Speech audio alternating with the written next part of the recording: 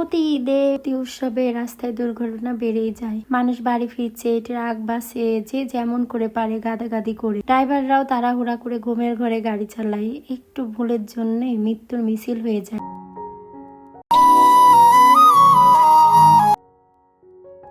আসসালামু আলাইকুম, আমি সাদিয়া বলছি বগুড়া থেকে। মম সাদিয়াস লাইফস্টাইল চ্যানেলে আপনাদেরকে নতুন আরেকটি ভিডিও দেখার জন্য স্বাগত জানাচ্ছি। সব সময়ের মতো আজকেও সংসারের কিছু কাজ নিয়ে ভিডিওটি সাজিয়েছি।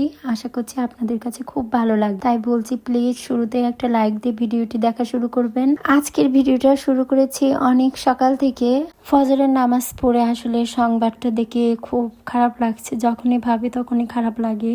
যে মানুষগুলো ঈদে বাড়ি ফেরার উদ্দেশ্যে একটু কম টাকার বিনিময়ে এই গাড়িতে এত গাদাগাদি করে এসেছে, তারপরও কত জীবনের রিস্ক নিয়ে এইরকম রড বোঝায়, তাদের মৃত্যু এভাবেই ছিল। কিন্তু তারপর আমাদের মনকে বোঝাইতে পারি না, আমাদের ইমানটা না খুব দুর্বল। আল্লাহ যার মৃত্যু যেভাবে রাখে সেভাবে আসলে হবেই। ওই ট্রাকে তো আরো অনেক মানুষই ছিল, তাদের মধ্যে তো আহত হয়েও অনেকেই জীবন নিয়ে ফিরেছে। আর যে মানুষগুলো নিহত হয়েছে, আল্লাহ সেই মানুষগুলাকে বেহেশত নসিব করুক আর তাদের পরিবারকে এই শোক কেটে ওঠা তৌফিক দান করুক, আমিন। ফজরের নামাজ পড়ে এখানে চা বানিয়ে নিয়েছি আর বিস্কুট আর কেক নিচ্ছি, এটা এখন খেয়ে নিচ্ছি। ঈদের তো আর বেশি দিন দেরি নাই। আমি ঘরের কাজ টুকিটাকি করে নিয়েছি। আর আমার যে ঘরের আসল মানুষ সেই যখন নাই, ওই জন্য আমার খুব একটা বেশি আগ্রহ নেই ঘরের কাজগুলো নিয়ে। যতটুকু না করলেই না, শুধু ততটুকুই করছি। তো এখানে বেডশিটটা চেঞ্জ করে নিচ্ছি। আর কয়েকদিন আগে ঘরের ঝুলগুলা পরিষ্কার করেছিলাম, ফ্যানও পরিষ্কার করেছি। এখন ফ্যানে একটু একটু করে ময়লা হয়েছে, তো ইনশাল্লাহ কালকে করব।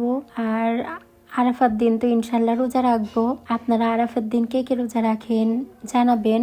আমি তো গত কয়েক বছর জিলহজ মাসের শুরু 9টা রোজায় রাখি, কিন্তু এবার ওর বাবা ওখানে কাজের চাপে রাখতে পারছে না, আমিও এবার পারলাম না। তো ইনশাল্লাহ আরাফার দিনের রোজা আমরা মা মেয়ে 3জনই রাখবো। আর আজকে আমার বড় মেয়েটা রোজা রেখেছিল, ও বলছে ফজরের নামাজ পড়ে, মামুনি এখন যদি আমি রোজার নিয়ত করি তাহলে কি রোজা হবে? আমি বললাম হ্যাঁ হবে। তো তখন রোজার নিয়ত করে ফেলেছে। ওর কেন জানি আজকে নফল রোজা একটা রাখতে মন চেয়েছে। এখানে দুপুরে রান্না করে নিচ্ছি, যেহেতু এখন অনেক গরম পড়েছে, এই জন্য একটু সবজি ডাল এগুলো রাখার চেষ্টা করেছি। আমি এখানে মুগ ডাল, একটু বরবটি, লাউ এগুলা দিয়ে একটু ঘন সবজি ডাল রান্না করব। এটা খেতে কিন্তু খুব বেশি মজা লাগে। আর মসুরের ডাল এখন আপাতত খাচ্ছি না, আমার ছোট মেয়েটার একটু অ্যালার্জির সমস্যা দেখা দিয়েছে। এই পাশে চুলায় একটু পানি গরম করে নিয়েছি। অনেক দিন থেকে ফ্রিজে রুই মাছের ডিম ছিল, সেই ডিমটা একটু লেবু দিয়ে আর গরম পানি দিয়ে একটু ভাপ দিয়ে নিচ্ছি। এতে করে যদি আমার ডিমে কোনো গন্ধ থাকে তাহলে সেই গন্ধটা চলে যাবে। গত ভিডিওতে আমাকে অনেক মিষ্টি মিষ্টি আপুরা সুন্দর সুন্দর কমেন্ট করেছে, তো সেই আপুরাও হয়তো অনেকেই আমাকে লাইক দিতে ভুলে গেছেন। তো আপুরা আপনাদেরকে বলবো একটা লাইক দিয়ে ভিডিওটা দেখবেন। আমি দেখেছি যে কমেন্টের থেকে লাইকের পরিমাণটা খুব কম, আর যে আপুগুলা লাইক কমেন্ট করেছে সেই আপুগুলা মধ্যে থেকেই হয়তো অনেকেই লাইক দিতে ভুলে গেছেন। তো বলছি আপনারা প্লিজ একটা লাইক দিয়ে কিন্তু ভিডিওটা দেখবেন। আপনাদের একটি লাইক কিন্তু আমার কাছে অনেক গুরুত্বপূর্ণ।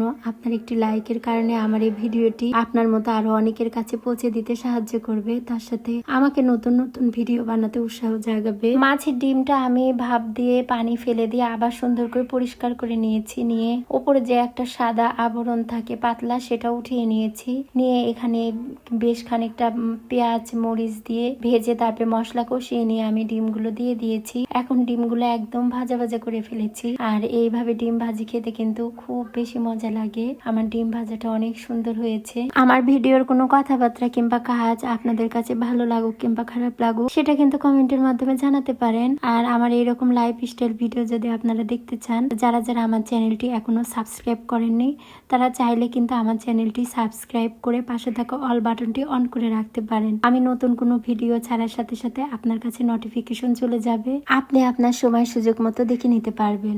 আর এখন পর্যন্ত যারা যারা এই কাজটি করেছেন তাদেরকে অসংখ্য অসংখ্য ধন্যবাদ জানাই। এখানে আমি ডালটা বাগার দিয়ে নিলাম, পেঁয়াজ রসুন আর শুকনা মরিচ।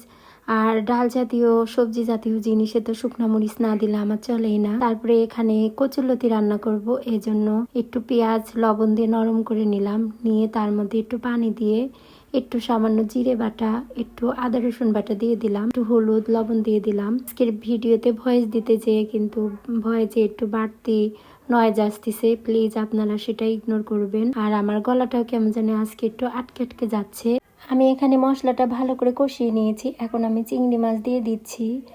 আর ফাবিয়ার বাবা এই কচুরলতি দিয়ে চিংড়ি মাছ কিন্তু খেতে খুব বেশি পছন্দ করে। আমি এই জন্য তার পছন্দের কোনো জিনিস বাসায় রান্না করি না, কিন্তু আম্মু কেন জানে আজকে হঠাৎ করে কচুরলতিটা এনেছে।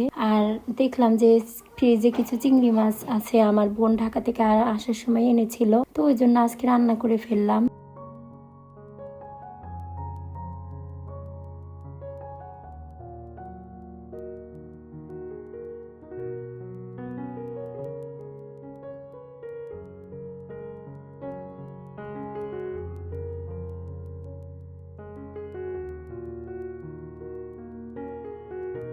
এই ঈদে সবাই যে যার শ্বশুর বাড়ি যাবে, কেউ বাবার বাড়ি যাবে, কিন্তু আমাদের ঈদ কিন্তু কোনো বাড়িতেই যাবে না। আপাতত আমাদের ঈদকে আমরা তুলে রেখেছি, আমাদের ঈদটা অপেক্ষা করছে, আমাদের বাড়ির মানুষটা ফিরে আসলে আমরা ঈদ করব।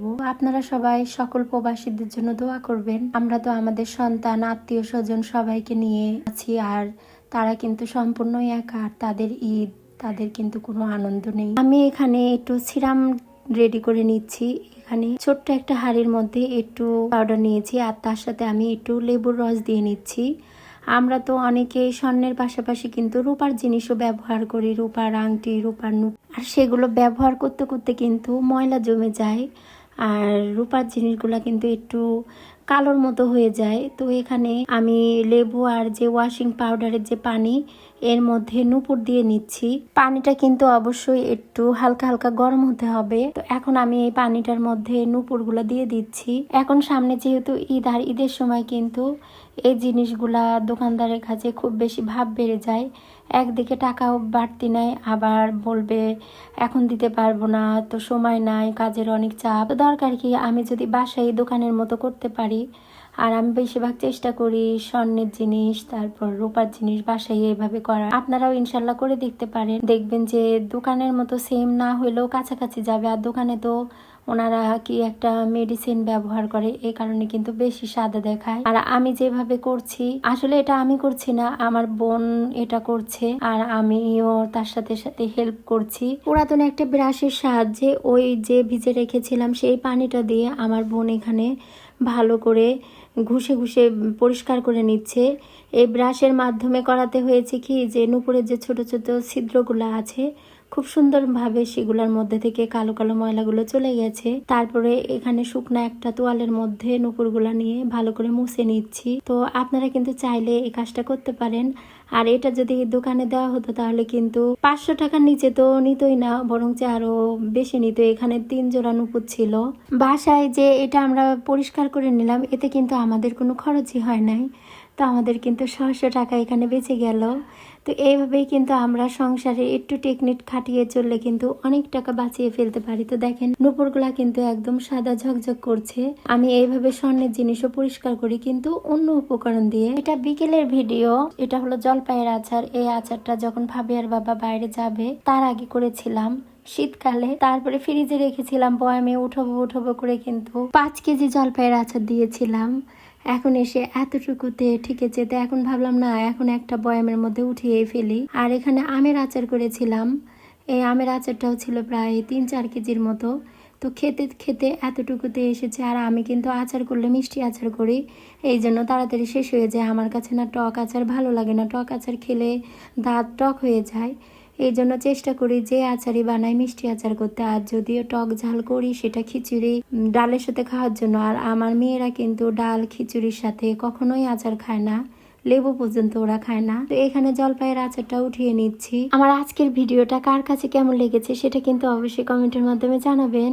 আর গত ভিডিওতে যে যে আপুরা আমাকে সুন্দর সুন্দর কমেন্ট করেছেন তাদের জন্য মন থেকে ভালোবাসা আর অগ্রিম ঈদের শুভেচ্ছা রইল। এই ঈদে কোনো কেনাকাটাই করি নাই, আগেরই কিছু কাপড় ছিল, গজ কাপড়।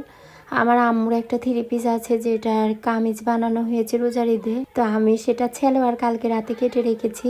আমার বোনের মেয়ের জন্য একটা সালোয়ার কেটে রেখেছি, আমার মেয়ের জন্য একটা কেটেছি। আর কিছু কাপড় আছে ছোট মেয়েকে বড় মেয়েকে একটু ড্রেস বানিয়ে দেবো ইনশাল্লাহ, সেগুলো আপনাদের সাথে শেয়ার করব। তো আচারটা আমি বয়ামে ভরে তারপরে এখানে আমার ছোট্ট মিনি ডাইনিং টেবিলে রেখে দিলাম। আজকে ভিডিওতে ভয়েস দিতে যেয়ে কিন্তু আলাদা বেশি সাউন্ড আসছে, প্লিজ আপনারা এটা ক্ষমাস্বরূপ দৃষ্টিতে দেখবেন। আমি কি করব, রাতের বেলা ভয়েস দিতে পারি না, আর আশেপাশে তো বাসা থেকে সাউন্ড আসে। তো এই তো এখানে কাপড়গুলা কেটে আমি মেশিনের উপরে রেখে দিয়েছি, ইনশাল্লাহ রাতের বেলা বসে কিছুটা সেলাই করব। আমার আজকের ভিডিওটা এ পর্যন্তই, আবারও আপনাদের সাথে দেখা হবে নতুন কোনো ভিডিও নিয়ে। সে পর্যন্ত সবাই ভালো থাকবেন, সুস্থ থাকবেন। আর যারা যারা দেশের বাড়ি যাবেন ঈদ করার জন্য, তাদের জার্নিটা জানি ভালো হয়, নিরাপদ জার্নি হয় সবার জন্য। মন থেকে অনেক অনেক দোয়া রইল, আমাদের জন্য দোয়া করবেন, আমরাও আপনাদের জন্য দোয়া করি। মহান আল্লাহ আমাদের সবাইকে সুস্থ রাখুক, নিরাপদে রাখুক। আল্লাহ হাফেজ, আসসালামু আলাইকুম।